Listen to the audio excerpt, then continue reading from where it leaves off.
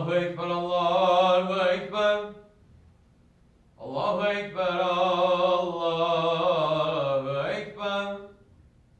Eşhedü en la ilahe illallah. Eşhedü en la ilahe illallah. Eşhedü enne Muhammeden Resulullah. Eşhedü enne Muhammeden Resulullah. Hayya ale's-salah. Hayya ale's-salah. Hayya alel-felah. Hayya alel-felah. Allahu Ekber, Allahu Ekber. La ilahe illallah.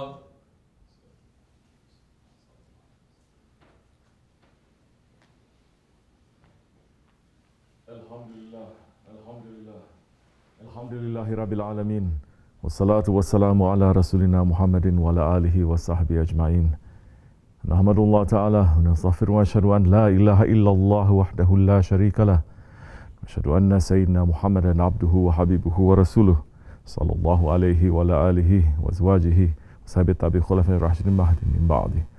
Wa zamat ala tahqiq huzza min alamati khulafa rasul ala tahqiq. Umar al-Mu'minin, Hazrati Abu Bakr, Umar, Usman wa Ali, wa ala bakri sahabi tabi'in ridwanullah ta'ala alayhim ajma'in. Ya ayyuhal mu'minul hazirun, ittaqullah ta'ala, wa innallaha ma'al ladhina taqaw alladhina hum muhsinun. Alhamdulillahi Rabbil Alameen. Wassalatu wassalamu ala ashrafil anbiya'i wal mursalin, Sayyidina Maulana Muhammadin wa ala alihi wa sahbihi ajma'in. All praises are due to Allah, Lord of the universes. All praises are due to Allah, who has said in the Holy Quran, Bismillahir Rahmanir Rahim. Verily Allah orders justice and good conduct and giving to relatives, and He forbids all shameful deeds and injustice and rebellion. He gives you advice so that maybe you will be reminded. Sadaqallah al-Azim. All praises are due to Allah, who has described Himself, saying, Bismillah ar-Rahman ar-Rahim, pride is my cloak, and greatness is my robe. Whoever competes with me in either of these, I will throw that one into the hellfire. All praises are due to Allah, who sent His Habib, Sayyidina Muhammad ﷺ, as the bringer of justice, the one with best manners, the mercy to the universes. May all peace and blessings be upon the Master of mankind, the intercessor of the Day of Judgment, the lamp of guidance, the seal of prophethood, the beloved of Allah, Sayyidina Muhammad ﷺ, and upon his noble family and blessed companions, especially upon the four Khulafa Rashidin, Hazrati Abu Bakr Siddiq, Hazrati Umar al-Faruq, Hazrati Osman al-Ghani, and Hazrati Ali al-Murtaza, and all those who follow them until the last day. Ya ayyuhal mu'minun, O believers, today is the first Jummah of the month of Zulqaidah. Make intention to be from those who are going to make Hajj this year, inshallah. Make intention to be from those who are going to say, Labbaik Allahumma labbaik. Whether the Kaaba is before our eyes or not, we are always in the presence of our Lord. The believer must constantly be in a state of saying, Here I am, my Lord. Here I am at your service. Inshallah, Allah subhanahu wa ta'ala will accept our intentions for this year to be counted amongst the Hajj. Allah subhanahu wa ta'ala is Lord. Allah is supreme. Allah is self-sufficient. We are creatures. We are servants. We are in need. Our existence is dependent on Allah causing us to exist, and on Him making us to continue to exist. We are fully and utterly dependent on Allah, Rabbul Alameen. We are passing in this world and we are temporary. Allah subhanahu wa ta'ala has made this clear in Surah Al-Rahman when He says, Bismillah ar-Rahman ar-Rahim, all that is on earth will perish. There will remain forever the face of your Lord, full of majesty, bounty and honor. Sadaqallah al-Azim. Everything but Allah is going to finish. Everything but Allah is going to end. Everything but Allah is going to die. Bismillah ar-Rahman ar-Rahim, every soul shall have a taste of death. And you will be paid on the day of judgment only that which you fairly earned. Whoever is saved from the fire and is made to enter paradise will have attained the objective of life. For the life of this world is nothing except the enjoyment of delusion. Sadaqallah al-Azim. Death is certain. Even the Jahil poets, during the time of the Holy Prophet ﷺ, in the age of ignorance, they understood this. The Holy Prophet ﷺ once said, the most truthful word ever spoken by an Arab poet is the saying of Labid, and he is one of the pre-Islamic poets, when he said, everything other than Allah is batil, vain. And in the rest of that poem, Labid says, yes, everything is vain except for Allah, and every pleasant thing must one day perish. And all the race of men, there shall surely come among them a fearful sadness which will make the fingers grow pale. And every mother's son, though his life be lengthened to the limit, comes home at last to the grave. And every man shall know one day his labor's worth, when his loss or gain is cast up on Judgment Day. Even Labid realized after writing this poem that this was an inspiration of Allah subhanahu wa ta'ala. And these words that he was inspired to write brought him to give shahadat, and he became a Muslim. Death is the promised fate of all of mankind, that no man can escape. We may distract ourselves with dunya, with our work, with our families, with our possessions, with our desires, but death will still be there waiting for us. Once the Holy Prophet ﷺ passed by a gathering where people were laughing a lot, and he said to them, disturb your gathering by remembering the spoiler of pleasures. When they asked what that was, he ﷺ replied, the spoiler of pleasures, it is death. And he explained this more, saying, never does a servant remember death during hard times, except that it became easier for him. And never does he forget it during good times, except that it becomes harder for him. Remembering death makes you understand that you are powerless over your own existence. Remembering death makes a man with faith realize that there is a life before and there is a life beyond, and it makes him prepare for that real life. And if a man is preparing himself for that real life, if a man is ready for Akhirat, then such a man is going to long to meet with his Lord, because he understands that his existence in this world is nothing but a depression, a separation, an exile from him. That time he is not in ghaflat. He is not in heedlessness, that remembering death is going to spoil his pleasure. No, he is longing for meeting his Lord after he dies. And that is the soul's pleasure. That is not the pleasure of the animal desires anymore. That is why Allah subhanahu wa ta'ala has said through the Hadith al-Qudsi, if my servant likes to meet me, then I like to meet him. And if he dislikes to meet me, then I dislike to meet him. Hazrat Aisha radiallahu an asked after this hadith saying, but we all dislike the idea of death. And Rasulullah ﷺ replied, it is not what you are thinking.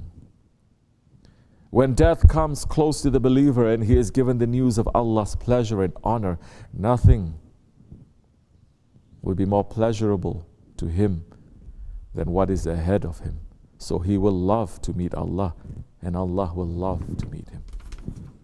But when death approaches the unbeliever, and he is given the news of Allah's anger and punishment, and nothing will be more disliked by him, that which is ahead of him, so he will hate to meet Allah, and Allah will hate to meet him. Now, the words of the Prophet speaks the truth. The Holy Prophet ﷺ and his companions and his family and their inheritors, they love to meet Allah. And they know the condition for that meeting is to pass through death. So they are no longer afraid of it. Soon before Holy Prophet ﷺ passed from this world, he went to visit Jannatul Baqi with Hazrat Abu Muwayhiba, and he said to him, I was given a choice to have power over this world and live in it forever, and then to go to paradise, or to meet my Lord now and be granted paradise after that. The Sahabi asked, may my mother and father be sacrificed for you. Please choose control over this world and to live in this world forever and then to go to paradise. And Holy Prophet ﷺ replied, no, Ya Abu Muwayhiba, I swear by Allah that I have chosen to meet my Lord now and be granted paradise after. Holy Prophet ﷺ, he is the Sultan of the universes. But he had the choice to openly become the ruler of the earth for all of eternity. Instead, he chose Allah, and by doing that, he left his sunnah forever for the believers, showing the ultimate desire is Allah. It is not this dunya. The disbelievers are opposite. The tyrants are opposite. The oppressors are opposite. The zalims, they want to live in this world forever. And they hate even the mention of death. In fact, to most, death has become a taboo. That when you mention death, even if they are religious, they say, may God forbid. Tawbah, astaghfirullah. Allah forbidding death. Because you have become a tyrant. Because the tyrant has become so much in love with this dunya, has become so much a slave of his shaitan and ego that he thinks himself an ilah. He thinks that death will never touch him and that he will live forever. But everyone understands what a suffering this world is. And everyone who wants to live forever, they want to live forever in this world. They're not preparing to live forever in paradise. They're not preparing to live forever with their Lord. They're preparing to live forever in this world that is the lowest of the low, that is filled with suffering. He looks at his attendants, those Firauns, those Zalims, those tyrants, at his slaves, at his palaces, at his gold, at his influence, and the politicians in his pockets, at his cars, at his jets, at the people that are fawning over him. And he says, I am Allah. I have the power. I have the greatness. I can send someone to death and I can give that one life. This is the way of tyrants from the beginning of time. Look at Namrud. Allah subhanahu wa ta'ala says in the Holy Quran, Bismillah ar-Rahman ar-Rahim, haven't you seen the one who argued with Ibrahim about his Lord because Allah had granted him power? Ibrahim said, my Lord is he who gives life and gives death. That one said, I give life and death. Ibrahim said, indeed, Allah causes the sun to rise in the east. So you bring it up from the west. Then the disbeliever was overwhelmed by astonishment. And Allah does not guide the zalim people. Sadaqallahu Azim. Look at the subtlety of Allah. He does not even mention Nimrud's name in the Holy Quran. Just saying that one. Nimrud was challenging Allah.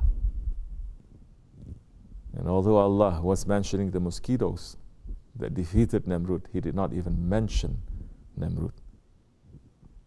Firaun was claiming lordship. The Holy Quran is telling us about Firaun. Bismillah ar-Rahman ar-Rahim. He said, I am your Lord Most High.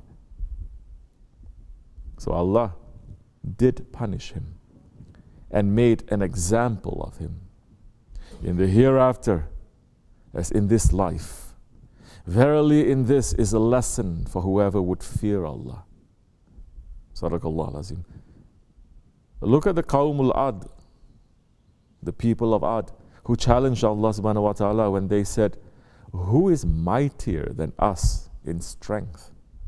And Allah is saying, don't they see that Allah who created them was mightier in strength than them? And they used to deny our signs.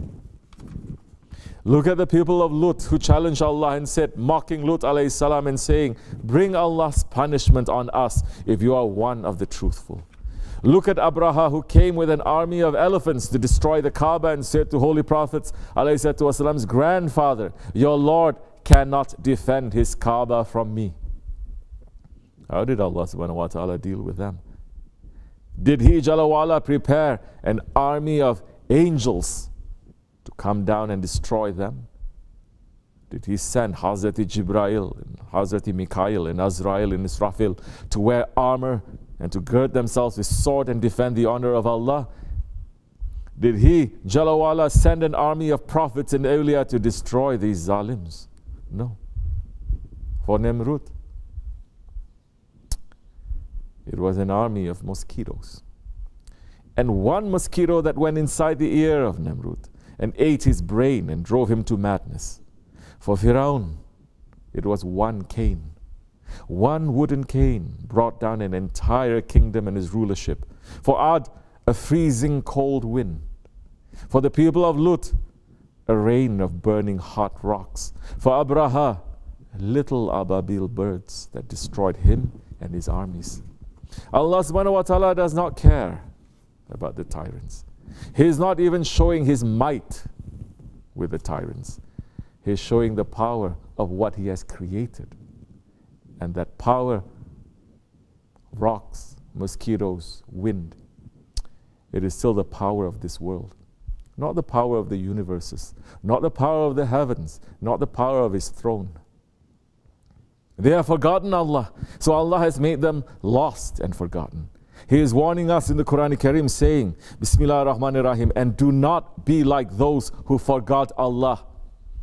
So He made them forget themselves. Such are the evildoers. There is a painful torment for those who rebel against Allah.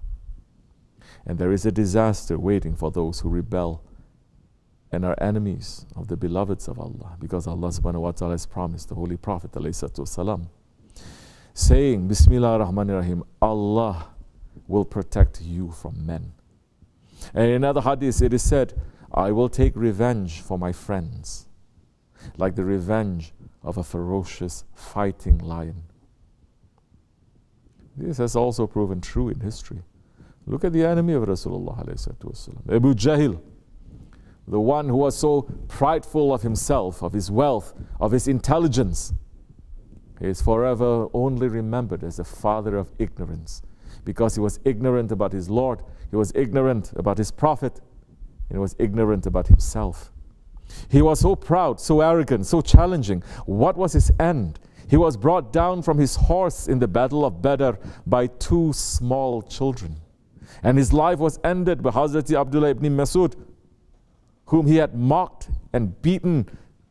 When Abdullah ibn Masud, Hazrat, he had recited Quran in front of the Kaaba, it hit him so hard that his ear tore from his face. And how did Abu Lahab, the father of fire, die. Both of them, they are relatives of the Prophet ﷺ. He died of smallpox, and his body was in such a bad condition that his sons led him to rot for days. The friends of Allah, the awliya Allah, they do not seek revenge. Neither do the prophets. But Allah takes revenge on their behalf, and that revenge is raining down on them. Shaykh Maulana is saying, O followers of Fir'auns and Namruds, beware. Just approaching to you heavenly revenge. You don't understand it till reaching to you. He is saying, keep divine discipline. Otherwise, you will become a target for divine revenge. Whoever does something forbidden will be hit by an arrow of revenge. Nowadays, there are cameras put up by the government to catch criminals. In the same way, Allah is waiting with His arrows of revenge to catch you, like in the old films where there were scenes of arrows raining down on the enemy. Those arrows of divine vengeance, they have started to fall. They've started to rain down on this world. We are murids of Sahibul Saif, Sheikh Abdul Karim, Rabbani, Sahibul Saif. We sat with him. We know who his enemies are. We know who the ones who are plotting against him. We know who are the ones who are planning to kill him. We know who are the ones who are trying to destroy him. And we are seeing that the divine arrows of revenge are hitting those enemies one by one. The enemies of Sahibul Saif should beware and know the arrows of divine justice are also coming for them. Our Shaykh passed 7 years ago, and the power from behind the mantle of Kaf is manifesting more and more. Zalims, oppressors, they should run to do tawbah before it is too late, because there is no safety for the oppressors. O believers,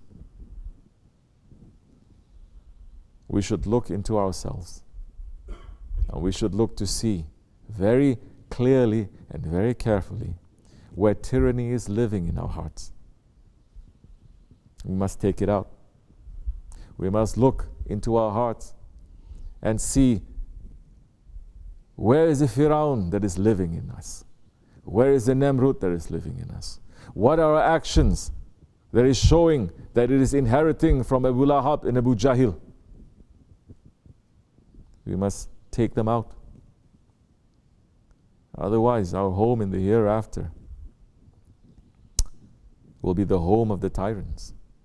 We will share their homes. Holy Prophet ﷺ said, verily there is a valley in hell called Hub, in which every tyrant will reside. Every tyrant, he will stay in that valley in hell. Therefore, beware that you don't become one of them. O believers, a new chapter of the history of mankind is about to open. Our Shaykh has called it the beginning of a new era. Be ready for that, because Haq and Batil will be separated in this new era. We must know what side we are on. Shaykh Effendi is giving the news of this time, saying there is no power over La ilaha illallah. There is no power over the power of Allah. All other powers that are standing, they are fake.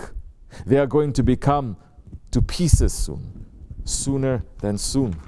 That's why Shaitan is running top speed from every angle, knowing that the end is coming to him and to those he is helping. And he is trying his last chances, but no chance for him. No chance, because Allah has promised to the believers. Allah has promised to the believers, saying, be patient now, sit and wait. The day will come that Allah will take revenge on them. We are approaching those days, and we are watching the hadith of Rasulullah ﷺ, and we are very happy about it. He is saying Islam began strange and is going to end strange. Blessings and protection to the strangers, especially those who are going to come in the Akhir Zaman, in the end of times. That news is for the people who are living now, because we are in the second Jahiliyyah time, and we are almost at the end of that Jahiliyyah too. The good news is that the protector is waiting to appear, inshallah Rahman. We must be looking forward to that. Are we ready for that? Are we ready to leave our mothers? Or are we ready to leave our fathers? Are we ready to leave our wives? Are we ready to leave our husbands? Are we ready to leave our children? You must search in yourself. You must look into yourself, because Holy Prophet ﷺ is saying, those who are going to reach to those difficult days, when entering through that door, a difficult test is going to be waiting for them too. The Sahaba Kiram have been tested. They have been tested with their lives and with everything that they had. And they have been tested and they passed. And Allah is warning us, saying to us, do you think that you're going to enter into the same paradises with those ones without going through the same tests that they went through? Do you think so? Think again. Ya Rabbi, we are asking you not to test us. But if you test us, we're asking you to make us to be prepared and to pass the test. We're asking you not to keep us with the zalims. We're asking you not to count us as zalims. We're asking you, for the sake of the ones you love, to keep us with them, to keep us with our Shaykh. We're asking protection from the fitna of Dajjal. We're asking to reach to be with the protector, to be with Mahdi alayhi salam. Amin. Amin. Astaghfirullah. Astaghfirullah. Astaghfirullah al-azim al-azim. La ilaha illa wa al-hayyul qayyum wa atubu ilayh. La ilaha illallah wahdahu la sharika lah, lahul mulku wal hamdu min shay'in qadir. La ilaha illallah wahdahu la sharika lah, lahul mulku wal hamdu min shay'in qadir. La ilaha illallah wahdahu la sharika lah, lahul mulku wal hamdu min shay'in qadir. La ilaha illa anta subhanaka inni kuntu minaz zalimin. La ilaha illa anta subhanaka inni kuntu minaz zalimin. La ilaha illa anta subhanaka inni kuntu minaz zalimin. Subhan qudusun rabbuna rabbul malaikati war ruh. Subhan qudusun rabbuna rabbul malaikati war ruh. Subhan qudusun rabbuna rabbul malaikati war ruh. Inna dina inna Allah al-Islam. Qam salah. Amin. Bismillah. Allahu Ekber, Allahu Ekber, Allahu Ekber, Allahu Ekber. Eşhedü en la ilahe illallah, eşhedü en la ilahe illallah. Eşhedü enne Muhammeden Resulullah, eşhedü enne Muhammeden Resulullah. Hayya alel-selah, hayya alel-selah, hayya alel-felah, hayya alel-felah. Ve digame salatu, ve digame salallahu ekber, Allahu Ekber, la ilahe illallah. Sayın Mevlana Muhammed Resulullah.